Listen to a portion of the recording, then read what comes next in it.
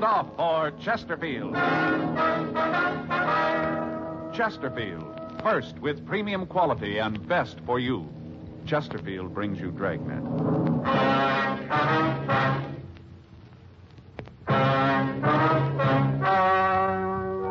Ladies and gentlemen, the story you are about to hear is true.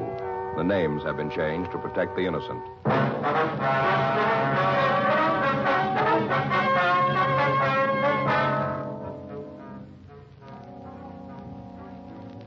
You're a detective sergeant. You're assigned to homicide detail. A young girl has been shot with a .22 caliber rifle. It was reported as suicide. Your job?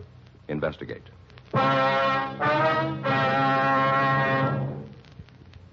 Here is Chesterfield's record with smokers, and important to you.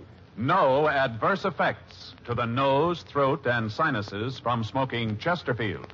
That's the report of a doctor who has been examining a group of Chesterfield smokers for a full year and 2 months as a part of a program supervised by a responsible independent research laboratory. Don't you want to try a cigarette with a record like this? Chesterfield. First with premium quality. Chesterfield. First choice of young America. And that's from a survey made in 274 colleges and universities. Try Chesterfields today. Chesterfield. Regular or king size. They're much milder and best for you.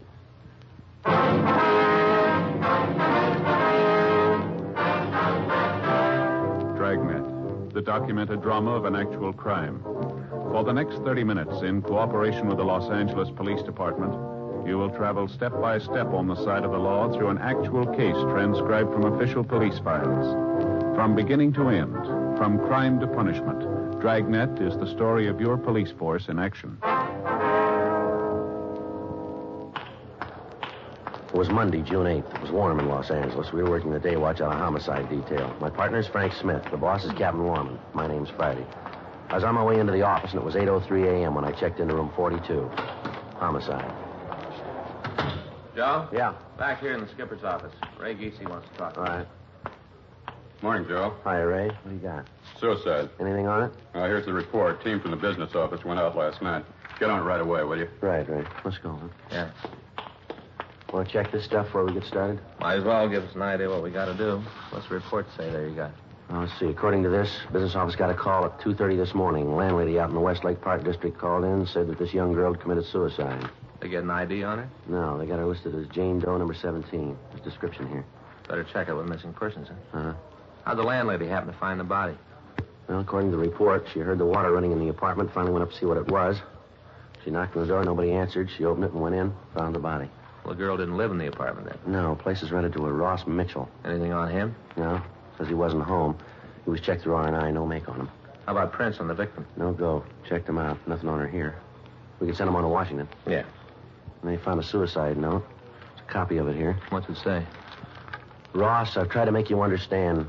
Nothing seems to do any good. I've told you that I won't stand in the way of your career, but you don't want to try to make a go of it. I know this doesn't solve anything. It's the only way I can think of. Any signature? No. The report says that the original copy's over at the crime lab for processing. Well, I guess we better start with the landlady, huh? It's the best lead we got. Galindo and Bates are out there now. Place was staked right away. Friday, you want to take two? Right, thanks, Ray. It's Friday talking. Yeah. Uh-huh. No, we just got it. Was that right? Okay, Max. No, have him wait there, will you? No, we'll be right over. Right, thank you. Well, it's a little break. Max over at the coroner's office says they know who the girl is. Yeah. Her father just identified the body.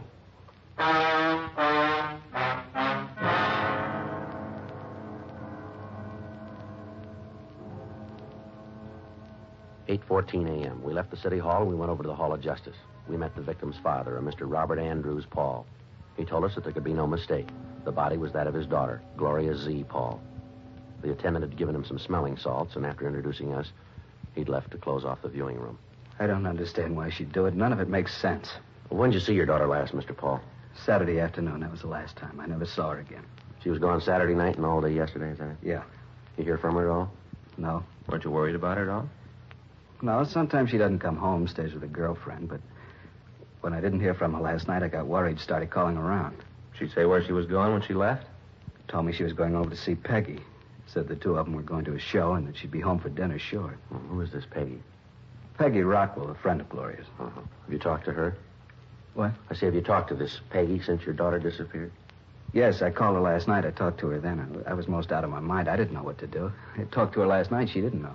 Does your daughter know anybody named Ross Mitchell? Ross Mitchell? No, I don't think I've ever heard the name. Why do you ask that? Oh, just wondered. You know something about this you're not telling me, is that it? No, sir, we don't. Well, it must be something like that. You don't just come up with a name like that out of thin air. You got to have a reason. Now, look, I'm her father. I got a right to know. All night sitting there waiting for the phone to ring, calling her friends, thinking she's been in an accident, imagining all kinds of things. If you know something, you should tell me. I've got to know. How am I going to tell her mother? Poor woman's almost dead with worry. She doesn't know about this. All she knows is that the baby's gone, that's all. The baby's gone. Gloria is dead. I don't know what to do. All right, Mr. Paul, try to take it easy. I'm sorry if you got a cigarette. Yes, sir. Here you go. Here, I'll give you a light. I'm sorry about that. It's all right, sir. We understand.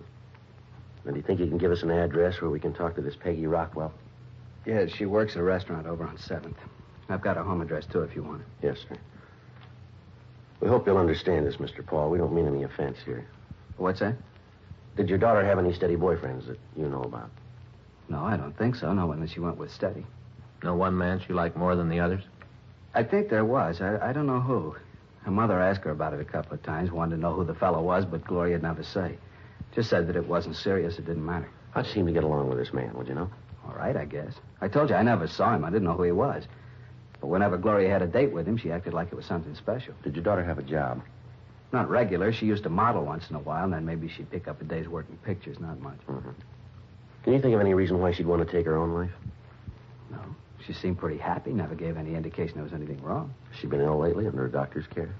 No, not that I know about. Well, Mr. Paul, is it possible she might have been seeing a doctor and you wouldn't know about it? No, her mother would have known. She'd have told me. Now, I'm pretty sure she was feeling all right. Anything about her job that bothered her? What do you mean? Well, was she happy with what she was doing, the kind of work she was doing? Oh, yeah. Gloria didn't want a career. She was looking for a husband, one to settle down and raise a family. Mm-hmm. Well, can you think of anything at all that might make her want to take her own life, as I asked you before? I can't understand it. None of it makes any sense to me. Where she was found, she didn't know anybody in that part of town. I don't know what she'd be doing over there. Did she drink? I don't think I understand. Well, did she drink much, sir? At bars, cocktail lounges? No, she didn't. Now, Gloria was a good girl. She didn't drink or smoke. She was a good girl, and I don't understand all this. First this thing with Ross, and now you want to know if she drinks. I don't know what you're trying to get at, but I don't like it. You're trying to make Gloria something that she isn't. She's a good girl, always has been. Just a home and family, that's all she wanted, nothing more. I don't know why you're asking me all these questions. I'm her father. You're the police. It's up to you to find the reason. That's your job. Not to come around and say things about my girl. I'm sorry. We're not saying anything, Mr. Paul. You are, too. You're trying to make me believe that Gloria wasn't a nice girl. Now, I know different. I raised her since she was a baby, gave her all the care I could. I don't know why she'd do a thing like this. You don't? No. Why ask me these questions? Well, sir, you said it yourself. Huh? You're her father.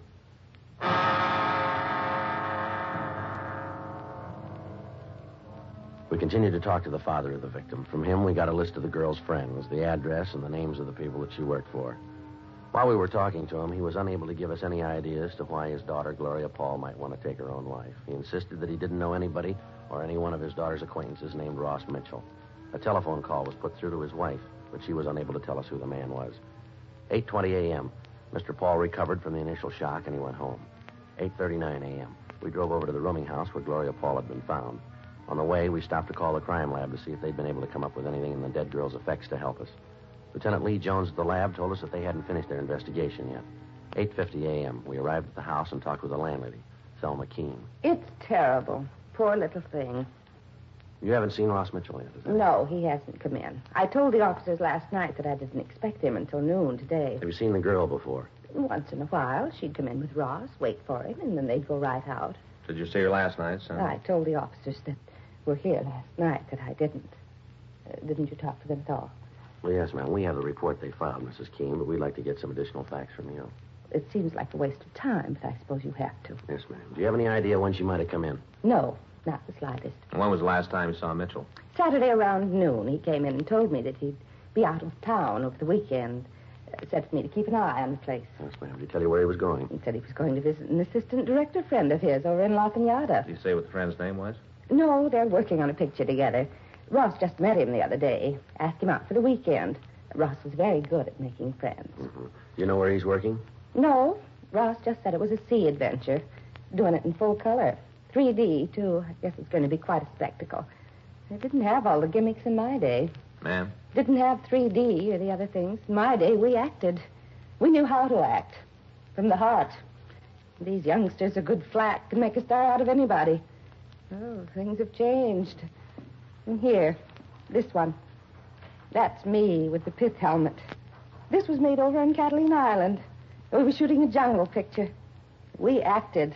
No doubles for us. Real actors. When was this, ma'am? A few years ago. Now, why are you asking all these questions about Ross? Well, the note the girl left was addressed to him. That doesn't mean anything. Just some lovesick girl. Doesn't mean Ross had anything to do with it. How'd you happen to find the body? I went to bed about 10:30. They were running one of my old movies on TV, and I stayed up to see it. You happened to catch it? A thing called The Floods Will Come. I made it over at Catalina. It starred Nick Benton, real movie idol. Here's one of the stills from the picture. Yes, ma'am. Here's the whole company. That's me. And that's Nick with the puttees. He'd put on a little weight. I remember he had to do road work while we were there to trim down. Held the company up for a week. A grand picture. They didn't do it right on television, though. Looked a little corny.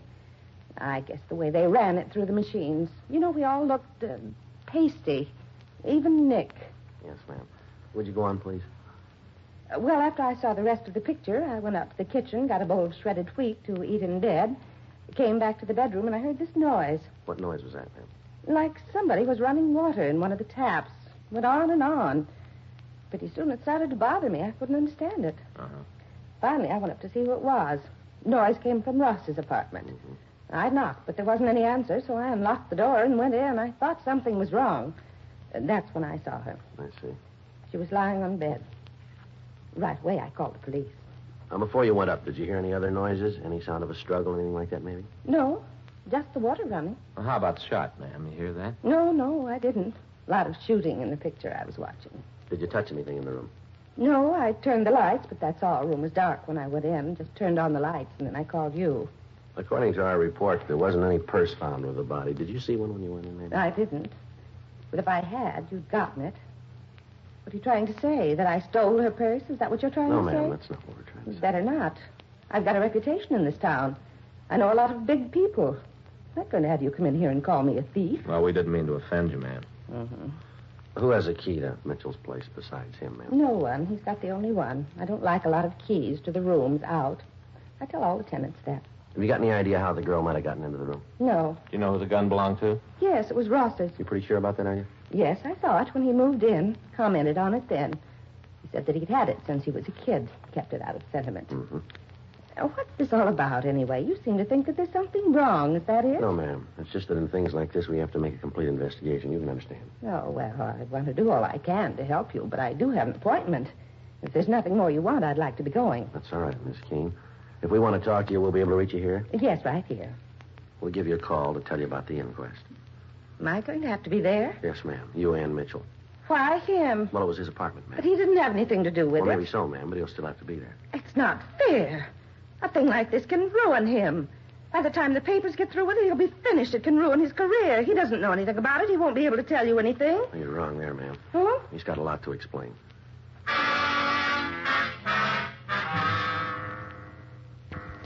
We went upstairs and met the officer staked out in the room and looked at the apartment where the girl had been found. 9:20 a.m. We gave our card to Thelma Keene and asked her to call us if she thought of anything else. We also asked her to notify us immediately in the event she heard from Mitchell. The stakeout on the room continued. 9:52 a.m. We drove over to the coffee shop on West 7th Street to talk to the girl's friend, Peggy Rockwell. We found her in the back of the place typing out the day's menus. What about Gloria? Something wrong? When was the last time you saw her, miss? Well, let's see. Saturday night, she stayed at my house. Left about noon on Sunday. I had the day off. Figured that maybe we'd do something, but Gloria said she had something to do. Last I saw her was on Sunday morning. You know a man named Ross Mitchell? That bum. Why do you say that, Miss Rockwell? 'Cause he is real no good. You pretty friendly with Miss Paul? Well, Gloria thought so. Turned out he was just using her. Well, how do you mean? Thought at first she could get him some jobs. Turned out when he could do better, he dropped her. They were going to get married, and then he thought he could do better, so he dropped her. Mm-hmm. Say, do you mind if I go ahead with these menus? The boss will be sore if I don't get through with them. No, you go right ahead, miss. We can talk while I'm doing it. Yes, ma'am. I took a course once, touch typing. Didn't think I'd ever use it. Boy, was I fooled. You go right ahead, miss. Well, this Ross really gave her the rush. Had her take him around, introduce him to her friends. She got him a couple of jobs. She's the one who introduced him to Mike. Mike? Yeah, Mike Cowell. That's Ross's agent. Peggy set it up. She's done just about everything for him. Then the bum acts like this. What do you mean, miss? Treated her so bad. Say, how do you spell croquettes? Well, I think it's Croquettes. O-Q-E-T-T-E-S.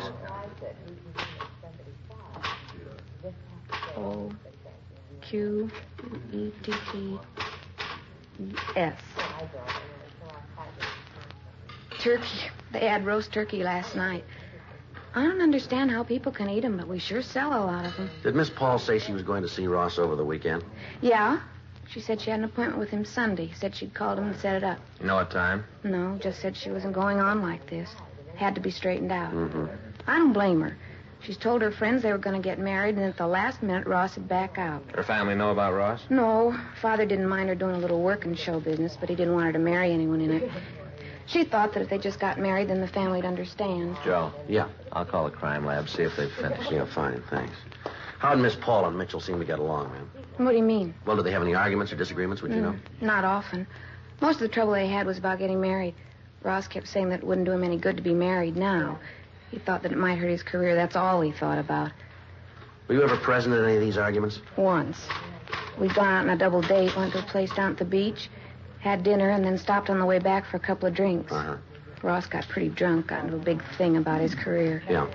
He went on and on about how hard he'd work, how much the theater meant to him, all that kind of stuff. I see. Finally, he said right out that he'd kill anyone who tried to stop him, just like that. He'd kill anyone who tried to stop him. Joe. Yeah. See you a minute. Would you excuse me, please? Sure. Just a minute. Is there one L or two L's in broccoli? Just one, ma'am. Oh, thanks. Yeah. Just talk to Lee Jones. Yeah, did you finish up? Yeah, something's wrong. What's that? He thinks the girl was murdered.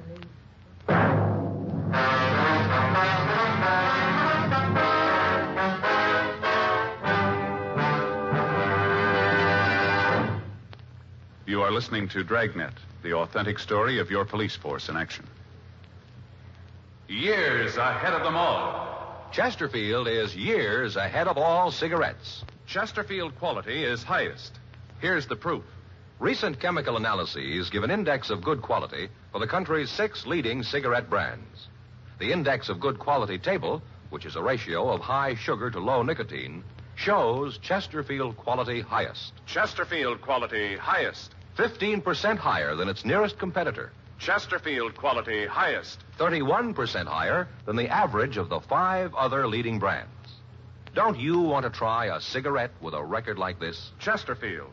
First with premium quality and best for you. Try Chesterfield today. Regular or king size.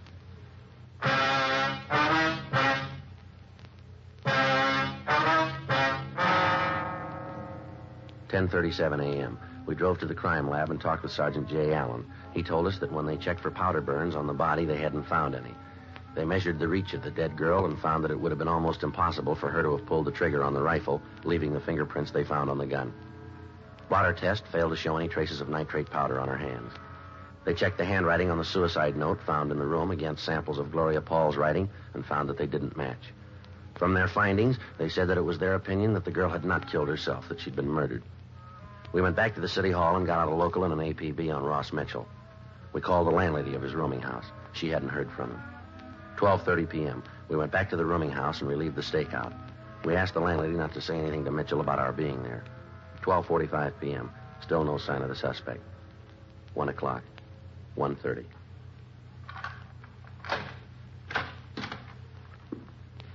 Who are you? What are you doing in my place? Come on in. Who are you? Police officers, come on in. Close that door.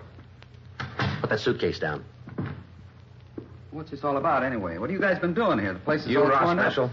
Yeah, why? You know a girl named Gloria Paul? What's she got to do with it? You know her? Yeah, I know her. When's the last time you saw her? Say, what's this all about? What's all these questions? When was the last time you saw Gloria Paul? Friday night, I guess. Don't you know for sure? All right, Friday night. You haven't seen her since? I told you, the last time was Friday You night. didn't see her Sunday? No. Where were you Saturday and Sunday? Out of town. Where? La Can you Cañada. prove you were there? Why? Can you prove you were there? I don't like all this. You guys coming in here asking a lot of questions. What are you trying to prove? Who are you staying with? A friend of mine. What's his name? I'm not going to have him dragged into this. You haven't got any choice. That's what you say. You haven't told me what this is all about. I'm not telling you anything till you tell Now, me. you look, Mitchell, understand this. We're not here to pass the time of day. You better come up with some answers quick. Now, who are you with? Friend of mine, guy named Sid Austin. What's his phone number? You going to call him? We got to check your alibi.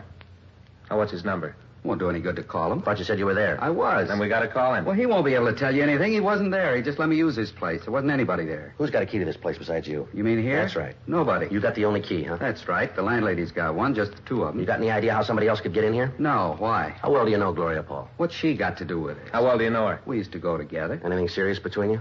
She thought we might get married. How'd you feel about it? I don't think that's any of your business. Maybe it is. How'd you feel about it? I liked her. She was a nice kid. Nothing more? No. Now, you look. I think it's about time you told me what this is all about. Something to do with Gloria. Is that it? That's right. What? She's dead. Huh. All right. May I please have a cigarette? Yeah. Here. Here's the match. Thanks. How'd it happen? Thought maybe you could tell us. Why'd you figure that? Where'd you see her last? Up here? This room? Yeah. When was that? I told you Friday night. You have any trouble with her? No. No argument? I told you no. Well, how'd it happen? Can't you tell me? You own a .22 rifle? Yeah. You got bullets for it? Yeah, why? Where do you keep it? Closet over there. You keep it loaded? No, the bullets are on the shelf in the closet. All right, come on, Ross. We better go downtown. What I for? want to talk to you. What for? You got to tell me before I have to go. You got to tell me what you're holding me for. Suspicion of murder. Now, come on.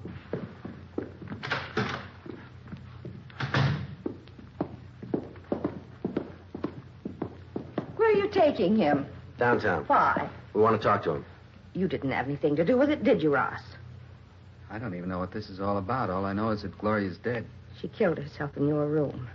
What? In your room, Ross. It was suicide. Well, they're arresting me for murder. Oh, you can't do that. Ross didn't have anything to do with it. It was suicide. That's what you said. All right, come on, Mitchell. Well, you can't do that. It was suicide. You want to take him out the car, Frank? Yeah. Come on. You can see that you're making a mistake. He didn't have anything to do with it. He's going to have enough trouble with that girl killing herself in his apartment. You can't arrest him for murder. It was suicide. What are you trying to tell us, lady? What? Something you want to say here? No, you're making things up. All right, let's go. Yes. Yes, go ahead. Take him. Go ahead. He wants to be a star. Let him. Go ahead and take him and serve him right. The way you treat people. I tried to help him. God knows I tried. Got him to meet a lot of important people, a lot of contacts. You think he was interested? You bet he was. How's he show it? I'll tell you how. He thanks me for all I've done for him by running around. Chasing after that young nobody, that Gloria. I tried to reason with her, tried to talk some sense into her. Told her that she couldn't do anything for him. Told her that I could make him a star, bigger than anybody. She said she loved him. She doesn't know how to love. You want to go ahead? Came over here all the time, begging Ross to marry her. I told her to get out of his life and stay out, to leave him alone. He didn't need her. When was all this? Sunday evening, she came here all dressed up. Oh, when they're young, they know everything. I'm one of the biggest stars this town ever had. She's a nobody. I know what's good for that boy. Didn't you tell us you didn't see the girl Sunday, isn't that right? That's what I said. Did you see her Sunday? Yes, I did. She wanted me to let her into Ross's apartment. I told her he wasn't there. She said it didn't make any difference. She'd wait for him. Yeah? I told her to leave him alone. She didn't understand him, didn't know how to take care of him. I know the right people. He could have written his own ticket in this town. He could have been big. You don't want him. I killed her. All right. Do you want to get a coat, ma'am? Yes. It doesn't make any difference. I did it to help him. I thought you'd think it was suicide. I didn't think you'd figure anything else. You wrote the note, did you? I did. That's what you've got to understand. For him. That was all that counted. He'd married her and he'd been through. I had to stop it. I didn't want to kill her. You can see I couldn't let him marry her. Ross is a fine actor. Real talent. Doesn't come along often. All right, lady. Let's go. He'll understand, won't he? He'll know why I did it. He'll understand. I wouldn't know, ma'am. Oh? We'll let you ask him.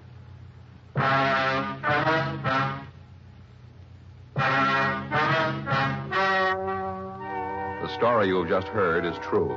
The names were changed to protect the innocent. On October 14th, trial was held in Department 89, Superior Court of the State of California, in and for the County of Los Angeles. In a moment, the results of that trial. Now, here is our star, Jack Webb. Thank you, George Fenneman. Friends, Dragnet Radio is taking a summer vacation. We'll be back in the fall. George Fenneman will tell you all about that in a minute. Meanwhile, I hope you'll watch our TV show regularly, and I also hope that all of you who are not Chesterfield smokers will try them. I like to feel that when we resume broadcasting in the fall, every one of you will have switched to Chesterfield. You'll find their best for you. And, of course, when you go on that vacation this summer, be sure to take along a couple of cartons, will you? Chesterfield. And we all hope you have a very pleasant summer.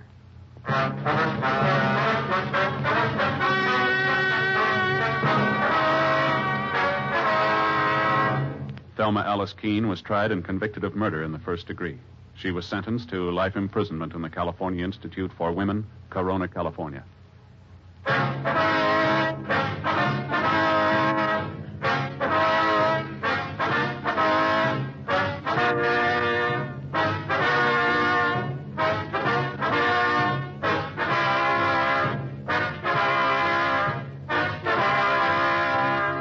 You have just heard Dragnet, a series of authentic cases from official files. Technical advice comes from the Office of Chief of Police W.H. Parker, Los Angeles Police Department. Technical advisors, Captain Jack Donahoe, Sergeant Marty Wynn, Sergeant Vance Frazier. Heard tonight were Ben Alexander, Virginia Gregg, Vic Perrin. Script by John Robinson, Ben Alexander. Music by Walter Schumann. Hal Gibney speaking. For a million laughs, tune in Chesterfield's Martin and Lewis show, Tuesday on this same NBC station. And sound off for Chesterfields, either regular or king size. You'll find premium quality Chesterfields much milder. Chesterfield is best for you. By special request, Dragnet is being sent to our servicemen and women all over the world. Chesterfield has brought you Dragnet, transcribed from Los Angeles.